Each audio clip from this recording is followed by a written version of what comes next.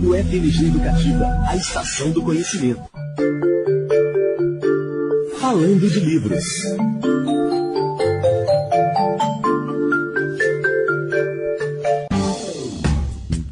Muito bem, gente, o primeiro dia de 2019 marcou o centenário de nascimento do escritor estadunidense, o Jerome David Salinger, que nasceu em 1º de janeiro de 1919 em Nova York. Famoso principalmente pelo livro O Apanhador no Campo de Centeio, o autor iniciou sua trajetória na literatura ainda na escola secundária, na década de 1940. Seu primeiro conto aclamado foi Um Dia Perfeito para Peixe-Banana, publicado em 1948. Mas 3 anos depois, em 1951, o escritor publicou seu livro de maior sucesso. Naquela época, não era comum ver os dilemas e dúvidas que cercam a adolescência serem representados na literatura. A adolescência era vista na sociedade dos Estados Unidos como uma transição para a fase adulta e, por isso mesmo, ela era pouco valorizada. Publicado naquele ano em formato de livro, o romance O Apanhador no Campo de Centeio veio para mudar um pouco esse cenário e tornou-se popular por tratar de temas relacionados ao universo adolescente, como a confusão, angústia, alienação e rebelião. O livro, que narra um fim de semana da vida do jovem, de 17 anos, Holden Caulfield, de uma família rica, abastada lá de Nova York, foi incluído em lista publicada pela revista Times em 2005, que reuniu os 100 melhores romances de língua inglesa escritos desde o ano de 1923. A notoriedade que Salinger alcançou, no entanto, o incomodou e o escritor passou a levar uma vida mais reclusa, publicando menos histórias que antes. Apesar de se manter longe dos holofotes e da imprensa, O Apanhador no Campo de Centeio do autor influenciou diversas gerações literárias e é tido como uma referência para diversos universos ficcionais. E agora, para saber mais sobre a vida e a obra do escritor, e falar sobre as inspirações, sobre a sua importância para a literatura não só dos Estados Unidos, mas mundial, eu converso com a professora Maria Elisa Savasco, ela que é professora de literaturas em inglês e estudos culturais da Universidade de São Paulo, a USP. Bom dia, professora, seja muito bem-vinda aqui ao Universo Literário, é um prazer falar com a senhora. Bom dia, muito obrigada pelo convite. Obrigado nós, professora. Professora, para abrir essa conversa sobre o Salinger, a senhora pode falar para nós quem foi o Salinger? Qual que é o segredo dele como autor? Essa é um pouco a pergunta de $1 milhão, né? Quer dizer, o Salinger é um autor de poucas obras, né? Não é que ele escreveu uma montanha de livros, né? Mas todo mundo só pensa nele em termos do Apanhador no Campo de Centeio. E tem alguma coisa aí nesse livro que desafia as interpretações. Verdade. Né? Porque é um livro publicado em 1951, né? E ainda fascina leitores. Eu, ano passado, dei esse romance para os meus alunos na universidade, que são pessoas de outra época, de outros costumes, de outras ideias, e eles ficaram literalmente apaixonados pelo livro. Então, o que será que tem num livro que apaixona as pessoas desse jeito? Verdade. O que será, professora? A senhora falou de ano passado, foi também no ano passado que eu, hoje eu estou com 32 anos, fui ler o Apanhador no Campo de Centeio com 32 anos e eu tive essa experiência que a senhora relatou aí para nós dos seus alunos de encantamento, de querer entender o porquê, Por que tanto, como que ele consegue nos cativar desse jeito? É porque pensando bem, o Holden, que é o herói, eu não sei, as pessoas sabem, é um adolescente que foi expulso da escola, ele estuda em escola particular, que nos Estados Unidos é uma marca de distinção muito maior do que seria no Brasil, Verdade. E ele é expulso da segunda escola. E ele fica 3 dias em Nova York esperando o momento que seria o dia do retorno dele para casa, pelas férias, para encontrar os pais. E o livro basicamente narra o que ele faz nesses 3 dias com alguns flashbacks. E ele é um adolescente chatérrimo. Eu não sei por que a gente gosta dele. É verdade. Porque ele é muito chato, ele é muito cheio de si e tal. Agora, as pessoas continuam apaixonadas, Uma das coisas que eu acho que apaixona é que, bem ou mal, todos nós já passamos por experiências parecidas com o Holden. Sim. Quer dizer, todos nós já fomos adolescentes, todos nós olhamos para o mundo que os adultos estavam nos legando com aquela cara de incompreensão, né? Quer dizer, todos nós percebemos o absurdo do mundo, ao mesmo tempo que a gente percebe que tem que se integrar nesse mundo. Sim. Que é justamente o dilema do Holden. Ele acha tudo uma porcaria, né?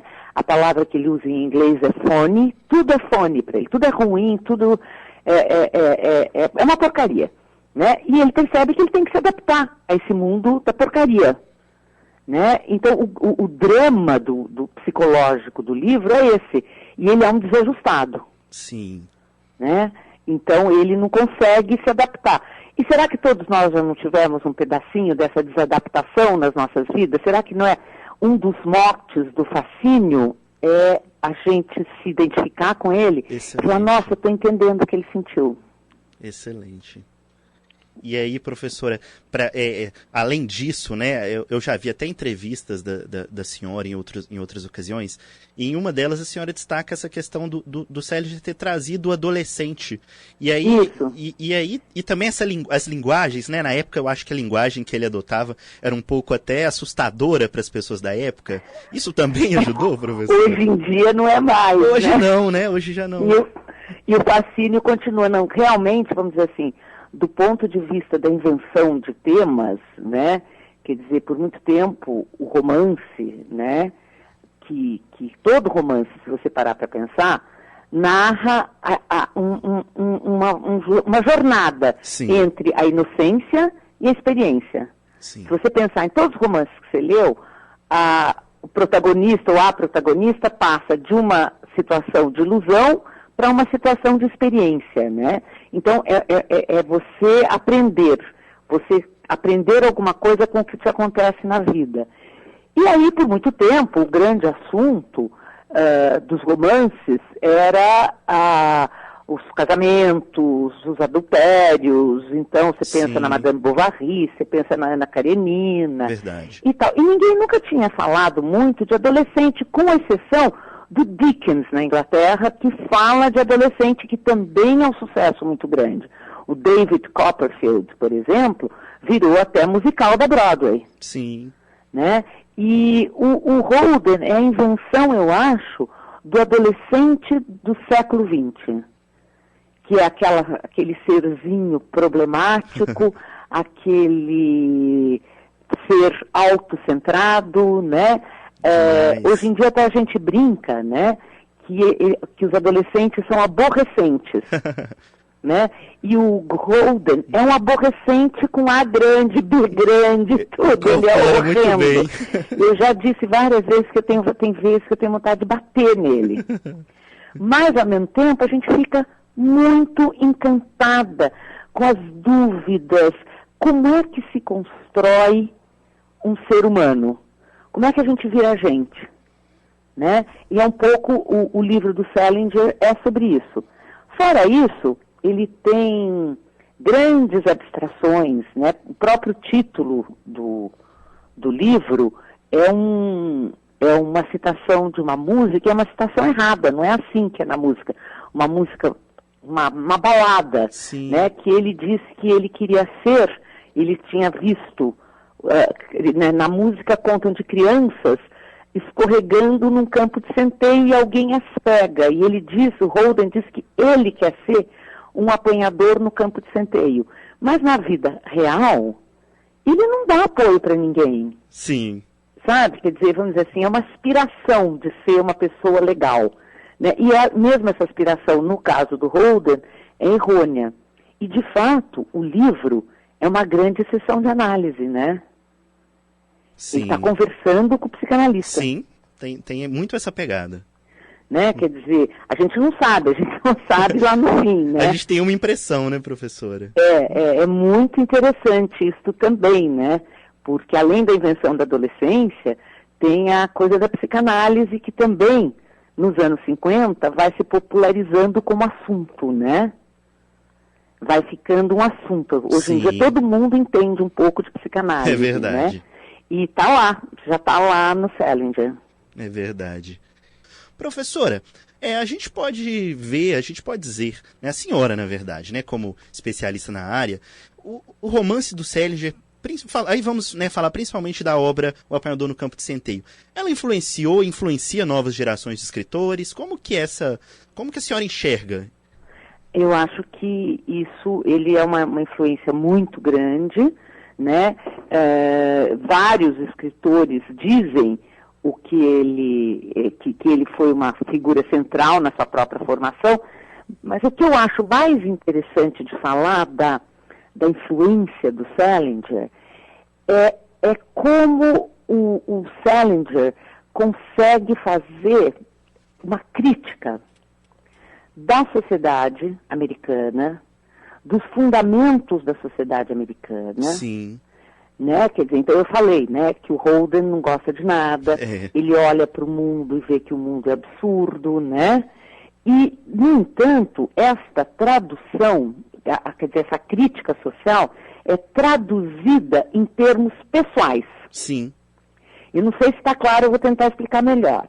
É assim, o que causa, uma das causas centrais do desajuste do Holden é que ele efetivamente não consegue se adaptar a uma sociedade que nos anos 50 nos Estados Unidos já é uma sociedade afluente e já é uma sociedade materialista, onde os valores materialistas são muito mais importantes do que os valores humanos. Então, vamos dizer assim, esse é um desajuste fundamental nessa sociedade. Sim. O Holden vê esse desajuste e não consegue se adaptar a ele, mas esse desajuste nunca é discutido no romance como um desajuste social. É um desajuste pessoal. Ou, em outras palavras, não é a sociedade que está errada. É o Holden que está errado. Sim. É o Holden que tem problema. Deu para perceber o que eu estou tentando dizer? Sim, sim, bem claro. Né? Que assim, isso é uma tendência de personalizar o conflito social que vai ser uma constante na produção cultural americana e que é muito evidente no cinema de Hollywood, por Sim. exemplo. Quer dizer, o cinema de Hollywood só discute a sociedade através das relações pessoais. Não se consegue, por exemplo, imaginar o Holden fazendo um movimento para mudar a sociedade. É verdade. Né? Quer dizer, o Holden é um rebelde sozinho, é um rebelde sem causa, né? E é o rebelde que vai ser o grande herói do cinema americano. Né? É o rapaz que tem bons sentimentos, que não se ajusta à sociedade, mas que ele acaba não mudando a sociedade também. Sim. Então, na verdade, o Holden é um herói rebelde, não um herói revolucionário. Verdade. Né? Ele não quer mudar a sociedade. Ele quer só se rebelar contra ela. Né? E talvez hoje em dia, sei lá, né? Se a gente conseguisse ver o Apanhador no Campo de Centeio 2, o que a gente esperaria era que o Holden tivesse sarado, entre aspas, né? Porque eu não sei se ele está doente. É verdade. Pode ser que a sociedade esteja doente. E ele não. Exatamente, né? Um bom ponto. Pode ser que o legal na vida seja você ser o apanhador no campo de centeio. Né? E então ele imaginar que no segundo livro, no livro que se seguisse, né, claro que o Salinger nunca escreveu a sequência, estou só imaginando, né? O Holden estaria casado, estaria trabalhando no escritório de advocacia do pai e estaria reproduzindo a sociedade que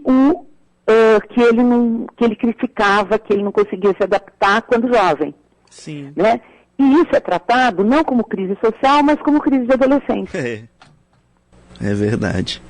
É verdade. Certo? Professora, a senhora fala, aproveitando aí a própria... Oi? Pode continuar, fique à vontade. Não, eu não consegui te escutar. Ah, sim, aproveitando aí a própria fala da senhora sobre...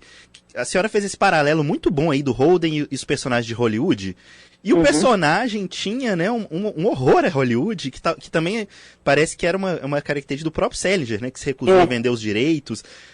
De onde que vem isso, professora? Tem como a gente identificar, perceber por quê? No próprio romance, né, tem uma crítica muito contundente a Hollywood, porque o irmão do Holden, que era um escritor, o irmão mais velho, né? Sim. Ele tem um irmão.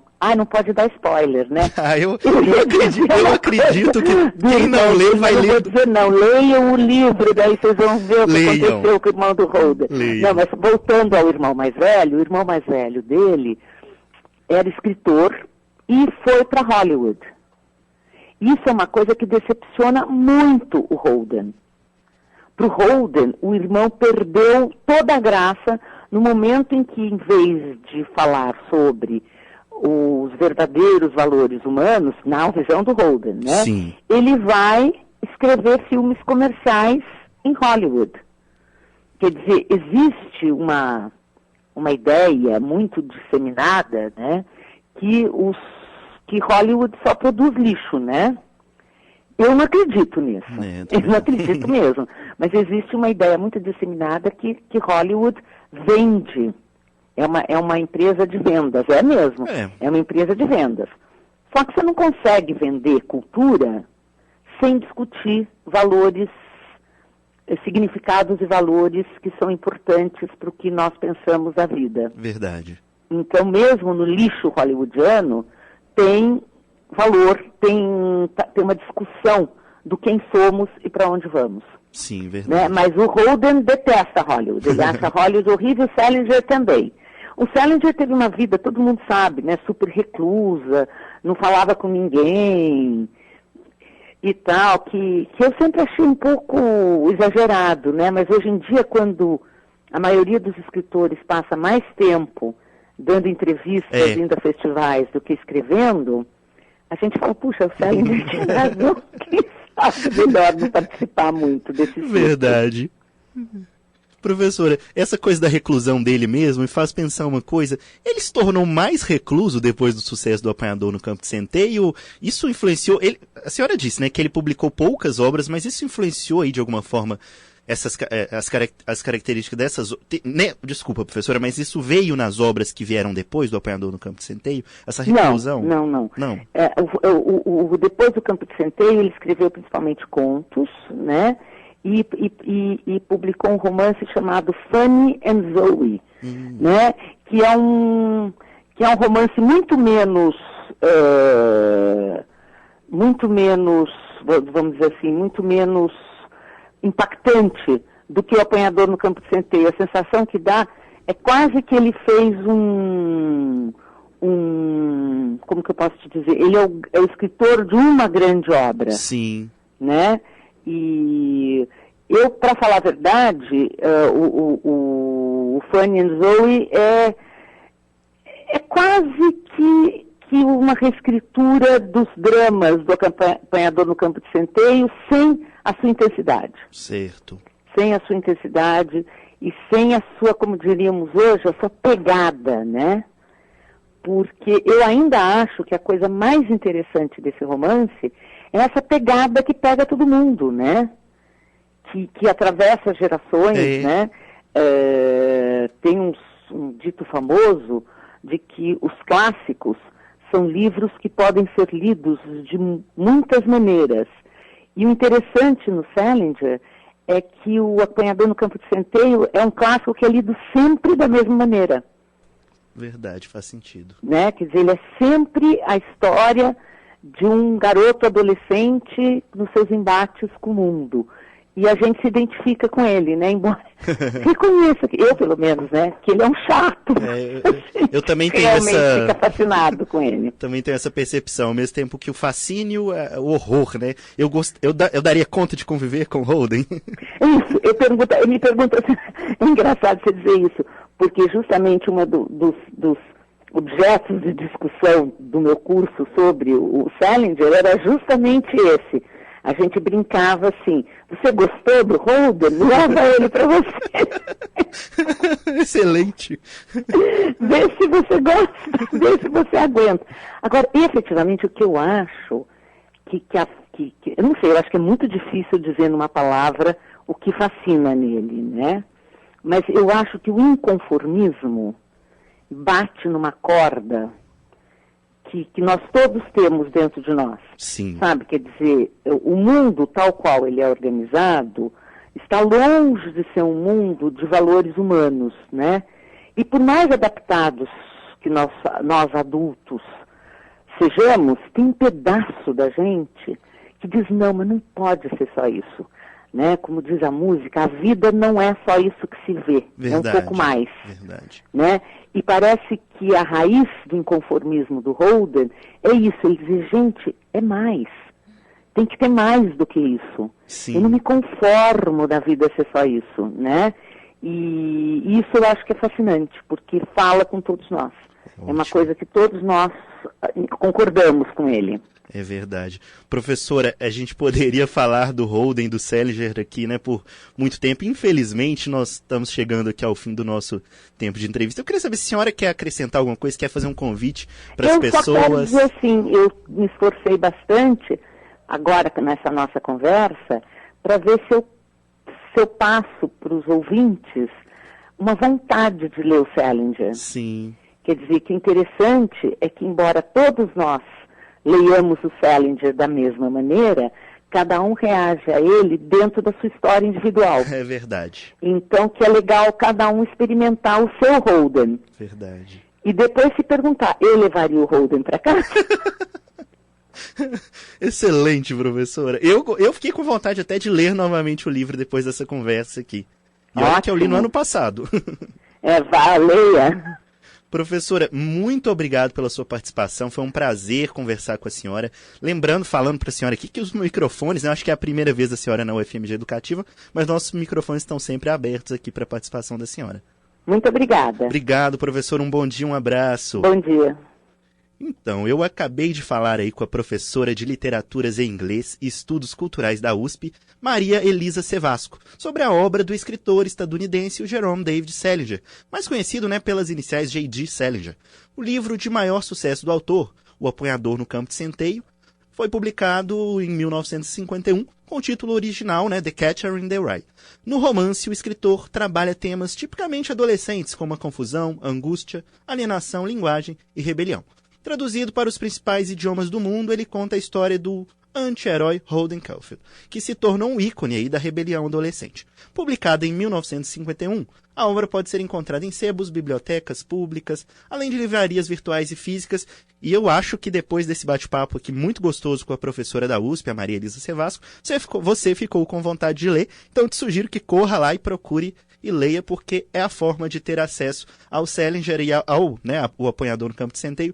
Por enquanto é só pelo livro mesmo, porque ele, né, não vendeu direitos, não autorizou que a sua obra fosse adaptada para cinema, para séries, enfim. Então corre lá e procurem O Apanhador no Campo de Centeio. E também, para quem tiver mais curiosidade, Um Dia Perfeito para Peixe Banana, que foi também um livro que ele publicou antes, e podem correr aí atrás das outras obras dele. Falando de livros.